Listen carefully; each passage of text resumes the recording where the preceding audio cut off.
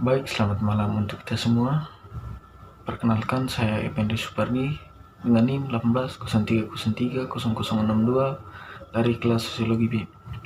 Pada video ini, saya akan memaparkan hasil review sebuah buku dengan judul buku Gerakan Hak Disabilitas yang ditulis oleh tim MCNES. Baik, untuk mempersingkat waktu, maka langsung saja kita masuk ke bab 1 dengan topik mengatasi disabilitas. Robert adalah seorang ahli listrik dan anggota serikat pekerja di Evansville, Indiana. Musim panas itu, serikat pekerja mensponsori program khusus yang memungkinkan pria muda bekerja sebagai magang dengan mereka atau ahli listrik profesional lainnya. Bob muda dipersiapkan untuk hari pertamanya bekerja sebagai asisten mahasiswa musim panas. Robert telah membantu mempersiapkan putranya untuk hari istimewa ini. Dia telah membiasakan putranya dengan alat perdagangannya, dan sekarang ayah dan anak bisa bekerja sama. Bersemangat tentang pertamanya bekerja, Bob muda merasa dewasa dan jantan. Tetapi hari pertama itu dan semua yang diwakili oleh putra seorang tukang listrik Evansville akan segera berubah menjadi kekecewaan ketika para putra berkumpul di aula persatuan lokal dengan ayah mereka. Bandar segera melihat Bob muda. Dia segera membawanya ke samping dan mengatakan kepadanya bahwa dia tidak akan dibutuhkan. Dengan materi of fakta nada, ia mengatakan kata-kata yang memotong pemuda ke jantung. Kami tidak mempekerjakan orang cacat apapun di sini. Selama hampir 20 tahun, Bob telah hidup dengan tantangan fisik. Ketika dia baru berusia 1 bulan, dia mengidap polio masa kecil. Penyakit itu membuat lengan kanannya lumpuh. Namun, Bob yang lebih tua tidak mengizinkan putranya menggunakan kondisinya sebagai alasan. Dia telah menanamkan keyakinan kepada Bob muda bahwa dia bisa melakukan apapun yang dia pikirkan. Putranya telah mengambil pelajaran dengan hati, belajar untuk melakukan sesuatu dengan tangan kirinya, termasuk bermain basket. Lengan kanannya yang tidak berfungsi tidak mencegah pemuda itu untuk melakukan hampir semua hal yang diinginkannya. Tetapi sekarang dia tidak mendapatkan mimpinya untuk mempelajari keterampilan ayahnya. Baik, kita masuk ke bab 2 dengan topik dikirim ke ketataan. Kehidupan di koloni sangat keras, sulit bahkan bagi orang tanpa cacat untuk bertahan hidup. Tetapi mereka yang berjalan dengan pincang, kehilangan satu lengan, atau tidak dapat mendengar dengan baik, mungkin masih dapat melakukan kerja keras yang diperlukan untuk hidup dan di perbatasan Amerika. Kolonis biasanya tidak mendiskriminasi individu semacam itu.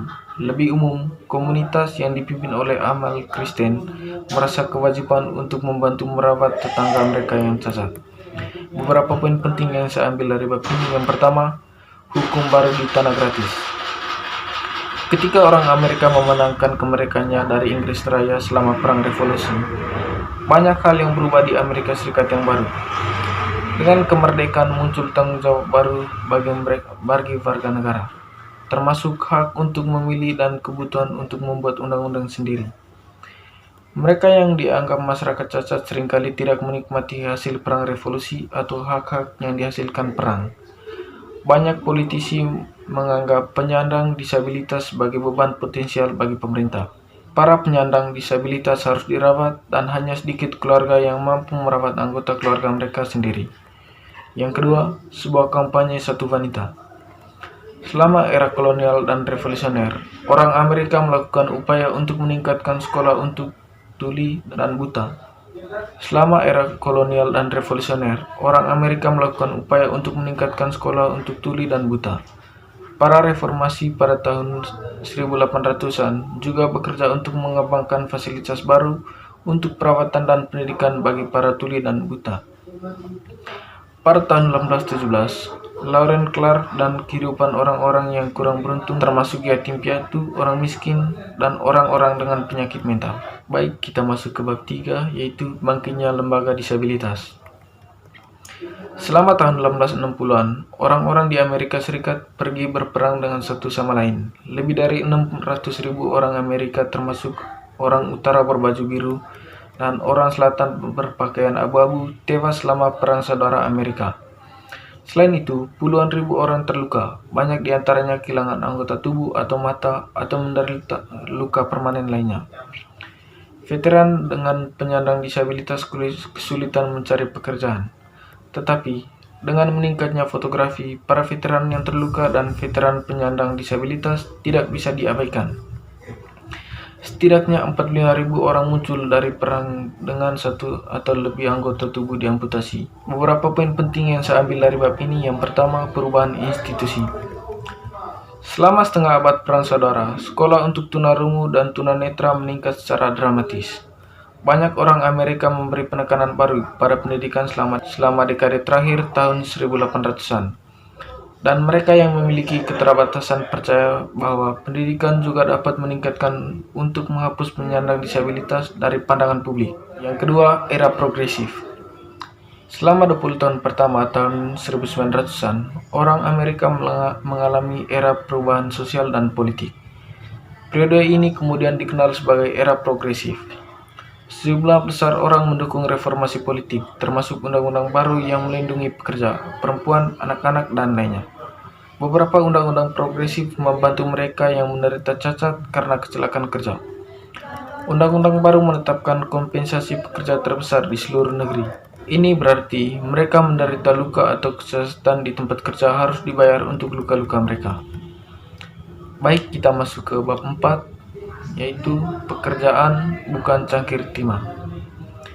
Hanya sebagai prasaudara telah membawa perubahan ke kehidupan orang-orang penyandang cacat, terutama veteran, begitu pula Perang Dunia Pertama. Sekali lagi, prostetik industri memproduksi perangkat baru bagi mereka yang membutuhkan anggota tubuh buatan atau bahkan rekonstruksi wajah. Seperti setelah Perang Saudara, banyak orang Amerika dipaksa untuk memandang penyandang disabilitas secara berbeda. Para veteran Perang Dunia Pertama, penyandang disabilitas diperlakukan dengan lebih hormat karena mereka telah terluka melayani negara mereka. Beberapa poin penting yang saya ambil dari bab ini. Yang pertama, tantangan besar atas depresi. Pada bulan Oktober 1929, pasar saham jatuh, menyebabkan ekonomi negara jatuh bebas ke dalam depresi berat. Pengangguran mencapai titik tertinggi sepanjang masa-masa sulit bagi sebagian besar orang Amerika, entah mereka cacat atau tidak. Sepanjang tahun 1930-an, bahkan ketika orang Amerika berjuang melalui depresi hebat, para penyandang disabilitas di negara tersebut membuat kemajuan lebih lanjut. Para penyandang disabilitas dalam tingkat aktivisme baru saat mereka berkampanye untuk pengakuan dan peluang yang lebih besar. Pemerintah akan menanggapi beberapa tuntutan mereka dengan mengubah kebijakan federal. Yang kedua, kesepakatan baru. Roosevelt dan Kongres dengan cepat membentuk sejumlah badan federal baru, masing-masing menargetkan masalah yang terkait dengan depresi besar. Ada program bantuan baru yang menyediakan dana bagi keluarga yang membutuhkan. Korps Konferensi Sipil membantu para pemuda untuk bekerja di tanah federal, membangun jalan, gedung taman, dan infrastruktur lainnya. Program pekerjaan seperti administrasi pekerjaan umum dan administrasi kemajuan pekerjaan membantu menyediakan pekerjaan sementara untuk pria dan wanita, mulai dari konstruksi berat hingga proyek seni. Yang ketiga, undang-undang baru yang mendukung orang penyakit. Selama sebagian besar tahun 1930-an, pemerintah federal tidak mengambil langkah serius untuk menyediakan kesempatan kerja bagi para penyandang disabilitas. Tetapi undang-undang disahkan untuk memberi mereka keamanan. Pada bulan Januari 1935, dalam pidatonya di depan Kongres, Presiden Roosevelt menyerukan undang-undang baru untuk menyediakan berbagai kelompok orang Amerika, termasuk warga negara yang lebih tua, anak-anak miskin, dan mereka yang cacat fisik. Hasilnya adalah rancangan undang-undang keamanan ekonomi yang menciptakan kerangka kerja untuk 3 program federal, yaitu kesejahteraan, kompensasi pengangguran, dan asuransi hari tua. Baik, kita masuk ke bab 5, yaitu polio, perang, dan tampilan baru. Hidup bagi banyak orang di negara itu penyandang cacat terus menjadi perjuangan. Mayoritas orang terus melakukan diskriminasi terhadap orang-orang penyandang cacat. Seringkali diskriminasi ini didasarkan pada kurangnya pemahaman masyarakat tentang disabilitas dan orang yang tinggal bersama mereka. Pada saat depresi hebat, suatu penyakit menyebabkan beberapa orang Amerika menderita disabilitas. Penyakit itu adalah polio. Penyintas polio termasuk dalam setiap kelas dan kelompok sosial di negara ini. Banyak yang muncul dari pengalaman menggunakan kursi roda, kruk, dan penyangga kaki. Beberapa poin penting yang saya ambil. Yang pertama, Perang Dunia Kedua. Sebagaimana Perang Amerika Serikat sebelumnya telah membawa perubahan bagi para penyandang disabilitas, begitu pula Perang Dunia Kedua. Pemerintah federal mengalihkan perjuangannya dari memerangi depresi hebat menjadi melawan Jerman, Italia, dan Jepang yang menyerang pangkalan militer Amerika Serikat di Hawaii pada bulan Desember 1941. Kebijakan ketenagakerjaan pemerintah pada masa perang sebagian besar masih tidak ramah terhadap penyandang disabilitas. Tetapi saat perang berlanjut, kekurangan tenaga kerja semakin memburuk. Lapangan kerja penyandang disabilitas sepertinya telah diubah. Yang kedua, Paul Tarzan dan AFPH. Selama dan setelah Perang Dunia Kedua, organisasi yang mendukung penyandang disabilitas menjadi lebih aktif dari sebelumnya. Paul Tarzan, seorang pengurus serikat pekerja, mendirikan American Federation of Physical Handicapped pada tahun 1942. Tarzan merupakan pendukung awal dari apa yang kemudian dikenal sebagai model hak penyandang disabilitas. Keyakinan bahwa penyandang disabilitas harus memiliki hak yang sama seperti orang lain. Tarzan melobi pembuatan undang-undang hak sipil untuk melindungi penyandang disabilitas dari diskriminasi dan mendukung rekrutan penyandang disabilitas. Baik, kita masuk ke bab 6 dengan topik gerakan hidup yang independen. Akan tahun-tahun setelah berakhirnya Perang Dunia Kedua, jalannya gerakan kecacatan berubah secara dramatis.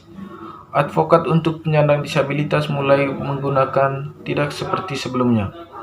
Bahasa yang menentukan hak asasi manusia, kesetaraan, dan diskriminasi. Penyandang disabilitas tidak lagi menerima sikap sosial yang mengharapkan mereka untuk diam.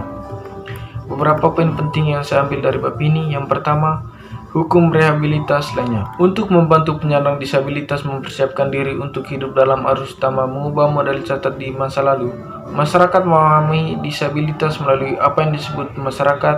Pemerintah mengembangkan lebih banyak program rehabilitas.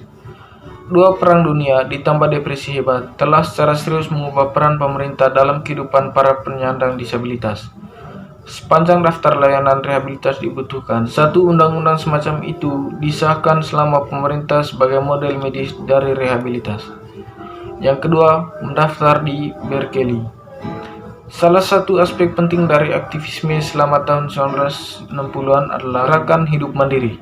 Titik awal yang penting untuk gerakan ini terjadi di Universitas California, Berkeley, pada tahun 1960-an. Pada tahun yang sama, James Meredith, seorang Afrika-Amerika, berjuang dan memenangkan hak untuk mendaftar di Universitas Mississippi. Sebelumnya, pejabat sekolah tidak mengizinkan siswa Afrika-Amerika untuk masuk ke universitas tersebut. Yang kedua, hidup independen. Ide hidup mandiri mulai melebar ke seluruh negeri. Hidup mandiri lebih dari sekedar hidup sendiri. Selama lebih dari 150 tahun, tren dukungan untuk penyandang disabilitas Amerika adalah perkembangan institusi. Ada sekolah untuk orang buta dan orang tuli. Seringkali lembaga-lembaga ini menyediakan tempat perlindungan dan keamanan bagi penyandang disabilitas. Akan tetapi, lembaga-lembaga ini biasanya telah membedakan individu penyandang disabilitas dari masyarakat yang lebih luas. Sekarang perpindahan baru dari institusi sedang berlangsung. Baik, kita masuk ke bab 7, yaitu aktivis dan bagian 504.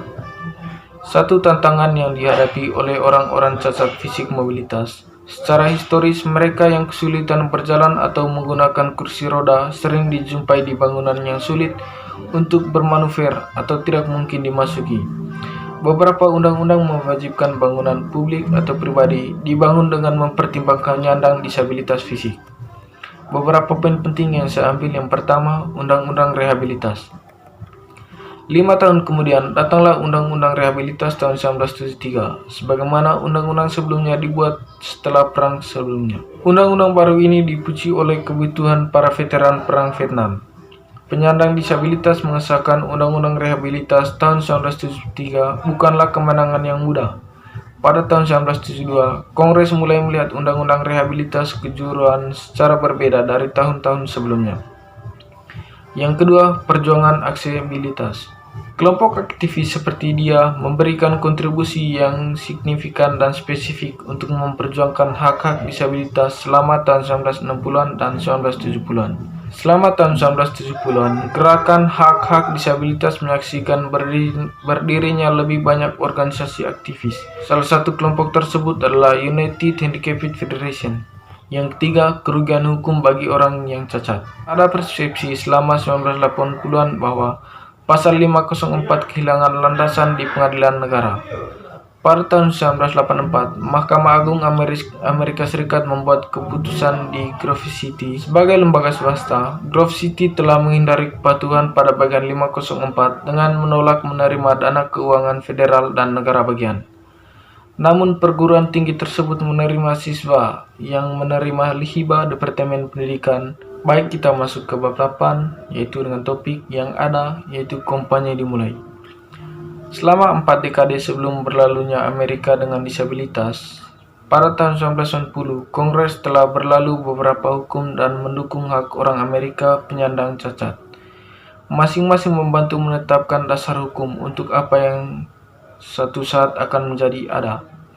Tetapi meskipun digabungkan, upaya-upaya sebelumnya ini tidak mencapai bersama apa yang akan dilakukan ada dengan sendirinya. Banyak langkah kecil yang berpuncak pada berlalunya ada. Salah satu elemen penting adalah agar pendukung menyetujui apa yang harus dicapai oleh undang-undang itu sendiri.